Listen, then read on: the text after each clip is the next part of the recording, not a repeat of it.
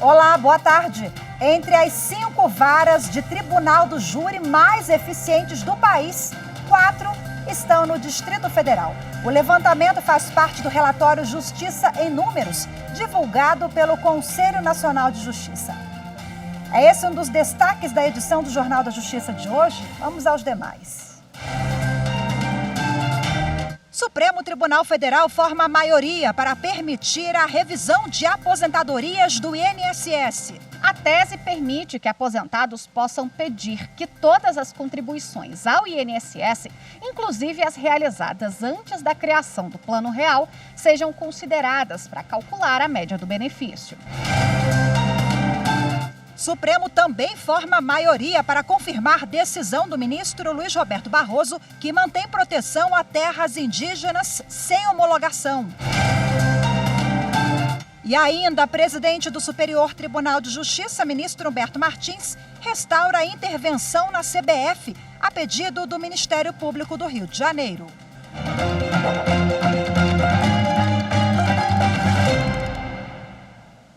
O Supremo Tribunal Federal formou maioria para permitir a revisão de aposentadorias do INSS. A tese da revisão da vida toda permite que aposentados possam pedir que todas as contribuições ao INSS, inclusive as realizadas antes da criação do Plano Real, sejam consideradas para calcular a média do benefício. A tese da revisão da vida toda foi criada a partir de recurso do INSS, o Instituto Nacional do Seguro Social, apresentado ao Supremo Tribunal Federal contra a decisão do Superior Tribunal de Justiça. O STJ permitiu que pessoas que contribuíram com o INSS com valores maiores antes da implementação do Plano Real pudessem utilizá-los no cálculo da aposentadoria. A tese permite que aposentados possam pedir que todas as contribuições ao INSS, inclusive as realizadas antes da criação do Plano Real, sejam consideradas para calcular a média do benefício. Com a decisão da Corte, aposentados podem solicitar que todas as contribuições ao INSS, inclusive as realizadas antes da criação do Plano Real, sejam consideradas para calcular a média salarial e assim aumentar o valor do benefício. O julgamento ocorre no plenário virtual do STF. Ele havia sido suspenso em junho do ano passado, após o ministro Alexandre de Moraes pedir mais tempo para analisar o recurso. Apesar de já ter sido computada a totalidade dos votos, o julgamento virtual continua aberto até a próxima sexta-feira.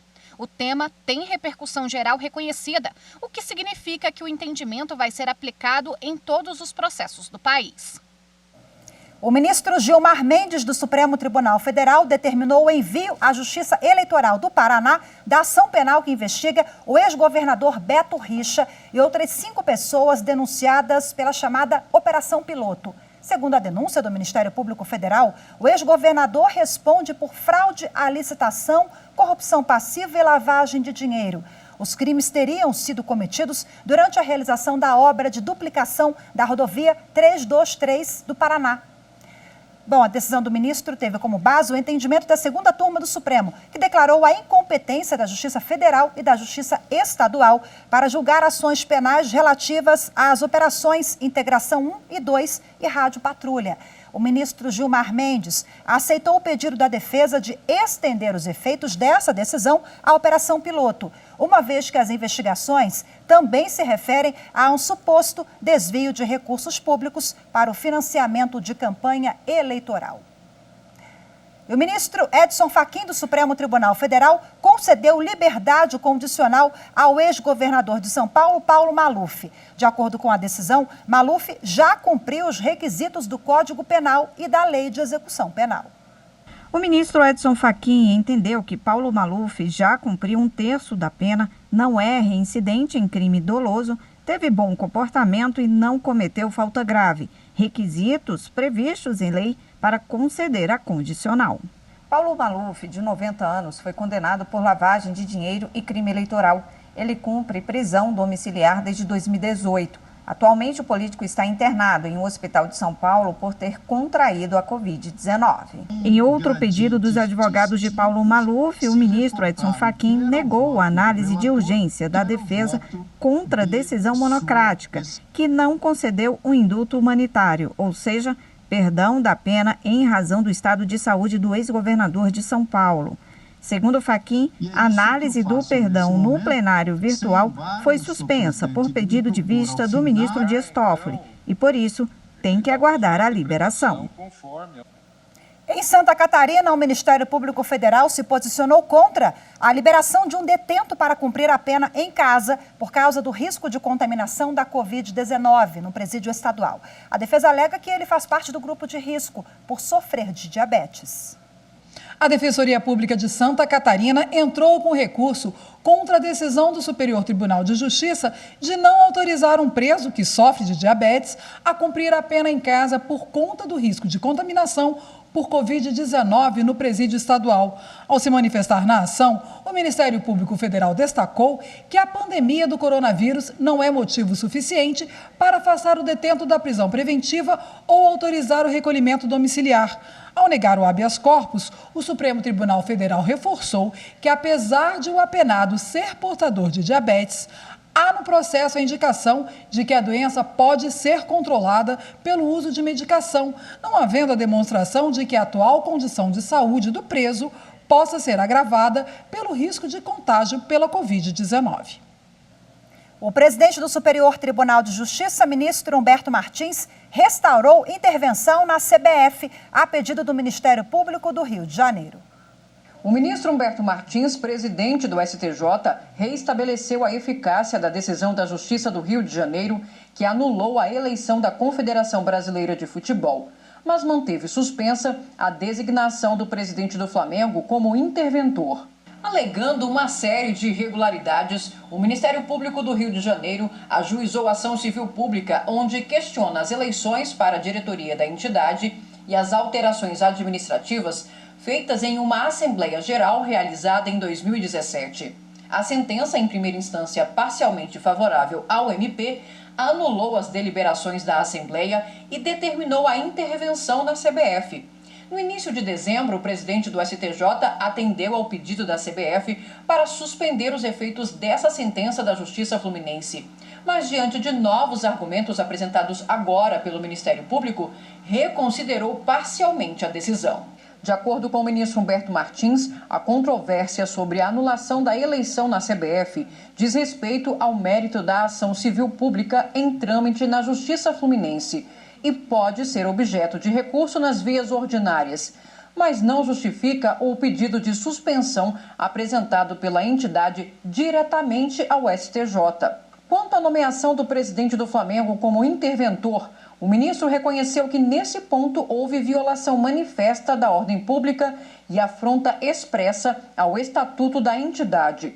Segundo o ministro, caberá ao juízo de primeira instância, respeitando o estatuto da CBF, indicar o diretor mais idoso para, na condição de presidente interino, cumprir as determinações da sentença.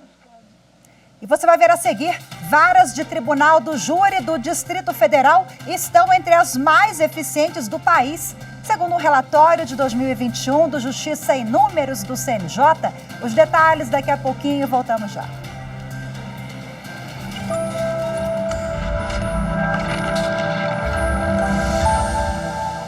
A Constituição é um instrumento jurídico-político que instituiu o Estado Democrático de Direito. Garantir sua plena aplicação é o caminho para um Brasil justo e solidário.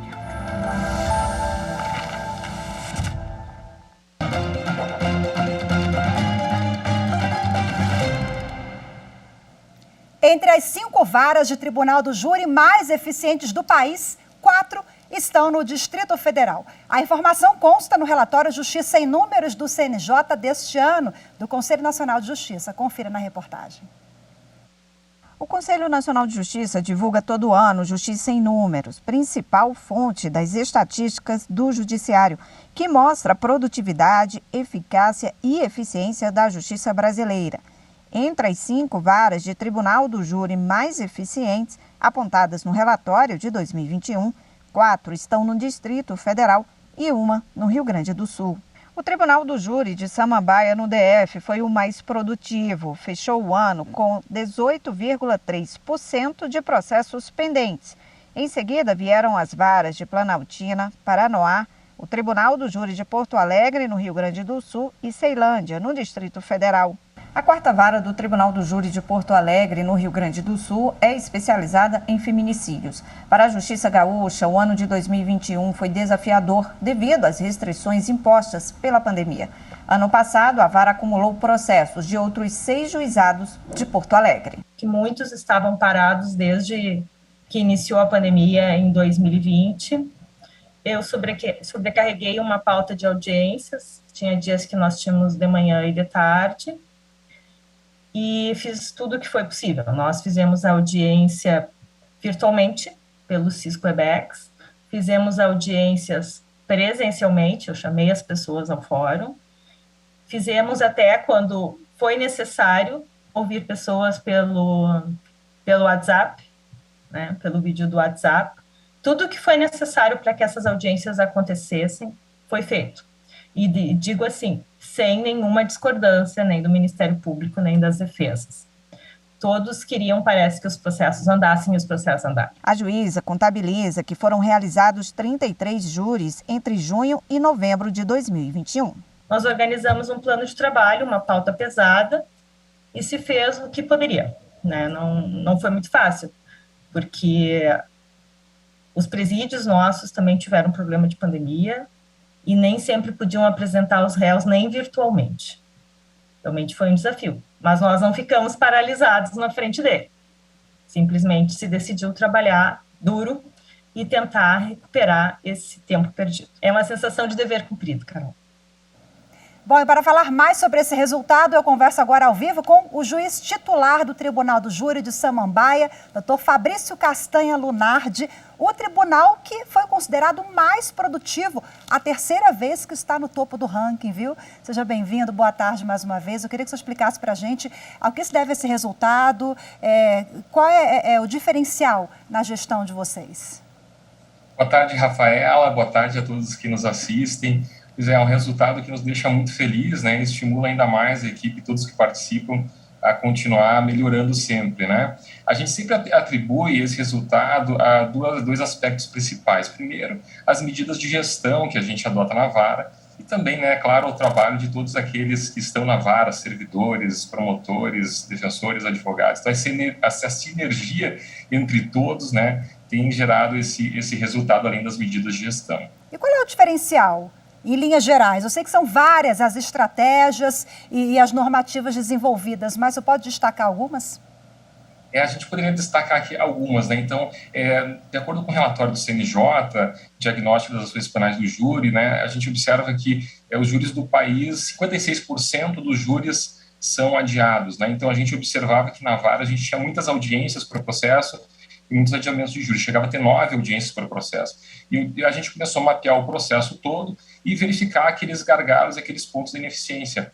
E a partir disso, então, a gente adotou várias medidas, são mais de 17 medidas, né? Inclusive eu tive a oportunidade de escrever o manual de gestão do CNJ, constam lá nesse manual de gestão que está no site do CNJ, mas algumas delas seriam, por exemplo, né, eu consigo concentrar 1/3 do processo na audiência de instrução, né, trazendo muito mais qualidade e mais celeridade também. Além disso, reduzir os adiamentos. Para isso, a gente faz uma série de checklists, né, que vai sendo preenchido para que todos os atos ocorram da forma correta para evitar os adiamentos. Então, essas além disso, a gente faz gestão baseada em dados, né? Então, a gente mapeia toda a vara e vai fazendo essa gestão baseada em dados, coloca metas, né? Então, a gente tinha metas, por exemplo, de que todos os atos fossem realizados em 10 dias, depois passou para 5 dias, depois para 24 horas, e hoje, se entrar antes das 4 da tarde, nenhum servidor, nenhum magistrado da vara ele pode finalizar aquele dia sem praticar o ato. Então, realmente, hoje em dia, a vara ela anda muito rápido, né, graças a todas essas medidas de gestão e a sinergia entre todos. Quer dizer, o curioso é que mesmo com a pandemia, vocês conseguiram, né, manter a ocupação ali no topo do ranking de excelência em serviços e, normalmente, julgar crimes contra a vida num país tão violento quanto o Brasil já impõe uma série de desafios, né? Foi um período, então, mais complicado que vocês conseguiram se reinventar na pandemia?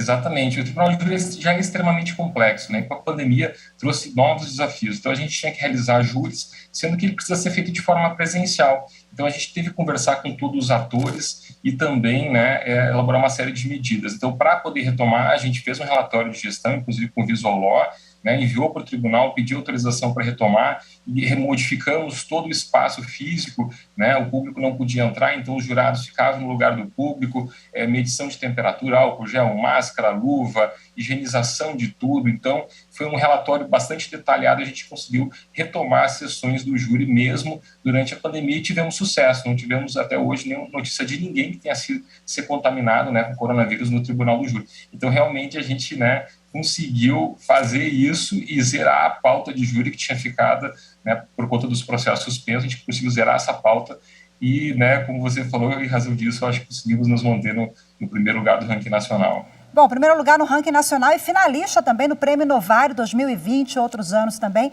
com um método bem bacana, uma estratégia de trabalho que é a gestão processual estratégica no Tribunal do Júri. Queria que o senhor falasse um pouquinho como é que foi o desenvolvimento desse novo método. Vocês também participam de reuniões conjuntas, grupos de trabalho com o CNJ, tudo isso vai aperfeiçoando, né, cada vez mais. Ah, perfeito. Eu tive a oportunidade de ser membro do grupo de trabalho do CNJ, né, que chama o Grupo para a Otimização do Procedimento do Júri, né, coordenado pelo ministro José Schietti Cruz. Né, eu tive a oportunidade de participar, por exemplo, de uma audiência pública, né, que reuniu juízes de todo o país para discutir essas medidas, ocorreu em São Paulo. A gente também elaborou esse manual de gestão, né, que eu escrevi, que está lá no site do CNJ. A gente elaborou um vídeo instrucional, né, que foi passado pelos júris do país inteiro, para, né, instruir os jurados como fazer. Fizemos uma minuta de resolução que foi aprovada pelo CNJ, uma minuta de anteprojeto de lei que foi entregue pelo ministro Toffoli, que entregou para o Congresso Nacional para aperfeiçoar o júri. Então, a gente conseguiu desenvolver muitas coisas nesse grupo de trabalho e conhecer, né, o país inteiro. Sobre as medidas que a gente desenvolveu, acontece no mundo inteiro um movimento que chama New Public Management, né? Então, a nova gestão pública, em que os gestores públicos passam a olhar mecanismos e ferramentas do setor privado e importar isso para o setor público. E eu comecei a fazer isso também. Comecei a olhar para o setor privado, comecei a também ter aquele benchmarking, né? Então, a gente começa a ver as varas do país inteiro que tem de melhor tentar trazer para a nossa vara. E hoje em dia a gente começa a olhar, inclusive, para fora do país, né? Ver o que outras varas, né, outros sistemas de justiça fazem para a gente poder importar e trazer o que tem de melhor para o nosso país. Então, essas medidas todas foram criadas em cima, né, de experiência já existente, ou aperfeiçoando outras práticas, ou ainda, né, criando novos desafios, né, para os próprios servidores e a gente desenvolvendo essas medidas. Elas constam todas lá no Banco de Boas Práticas do CNJ, né? E, como você falou, ela também ganhou, né, o prêmio, ficou em finalista do Prêmio Novário 2020 e também, né, estão lá nesse manual de gestão do CNJ, lá no site do CNJ. Maravilha, parabéns pelo trabalho desenvolvido pelo senhor e toda a equipe, viu? Parabéns, sucesso, boa tarde, muito obrigada mais uma vez pela entrevista, doutor Fabrício.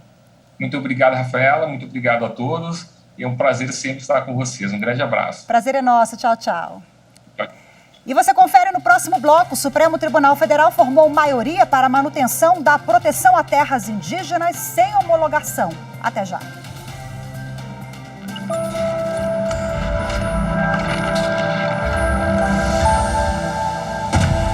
Uma Constituição é a norma base do sistema jurídico nas sociedades democráticas. O objetivo de uma Constituição é limitar a atuação dos poderes para a garantia dos direitos humanos e dos direitos fundamentais. A Constituição é a norma de hierarquia superior num sistema jurídico democrático e condiciona hierarquicamente as demais normas, seja no seu critério material, seja no seu critério formal.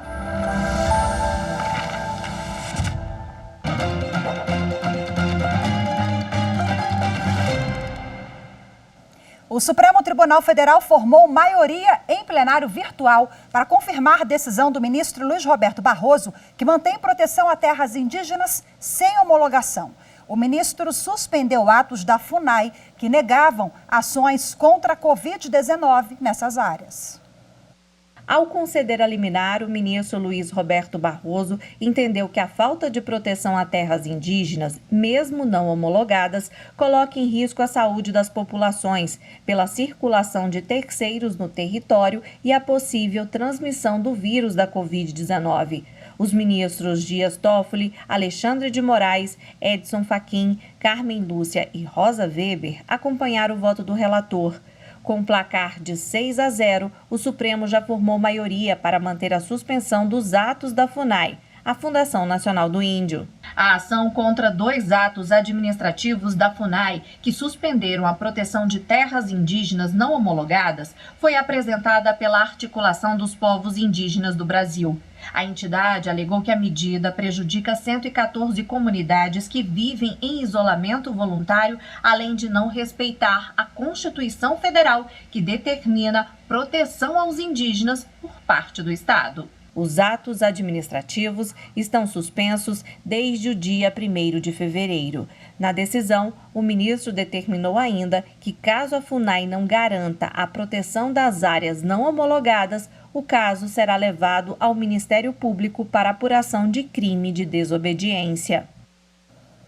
O Superior Tribunal de Justiça suspendeu a decisão da Justiça Estadual e permite retomada de expansão da rede elétrica na Bahia.